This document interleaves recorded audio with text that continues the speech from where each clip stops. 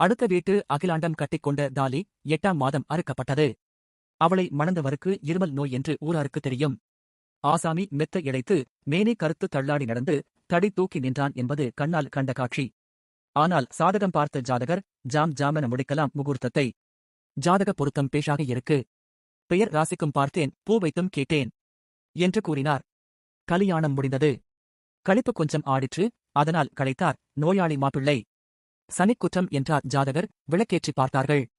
வீண் சிரமமே கண்ட பலன். விண்ணுலகம் சென்றார் வயோதிகர். விம்மி விம்மி அழுகிறாள் விதவை. இதைக் கண்டீர்கள் கண்ணால். எத்தனையோ பொருத்தம் பார்த்தாரே சோதிடர், எல்லாம் என்னாயிற்று என்ற கருத்துக்கு சிறிது வேலை கொடுத்தீர்களா? இல்லை. வீட்டிலே மகனுக்கோ மகளுக்கோ திருமணம் செய்ய வேண்டுமென்ற எண்ணம் பிறந்ததும் சோதிடரை நாடுகிறீர்கள். அவர் வந்த கண்ணால் கண்டு பேசுகிறீர்கள். முன்பு பார்த்தது என்ன ஆயிற்று என்று கேட்டீர்களா? கண்ணால் கண்டீர்கள். கருத்திலே தெளிவு கொண்டால்தானே கேட்பீர்கள், அதுதானே இல்லை. ஐயோ ஜோசியரே! ஜோசியர் பார்த்த சோதிடம் அவருக்கு தட்சணை தந்ததே என்று சோதிடம் கேட்பவருக்கு பலன் தரவில்லையே என்று யோசிக்கிறீர்களா? இல்லையே. வழியிலே குழியிருப்பது தெரிந்தும் அவ்வழி நடப்பவர் விழியற்றவர் என்று உரைப்பர். உங்களின் கருத்து குருடானதை கூறினாலோ கடுங்கோபம் கொள்கிறீர், தெரிந்தும் தெளிவு கொள்ள மறுக்கிறீர். நன்றி அறிஞர் அண்ணா 1943.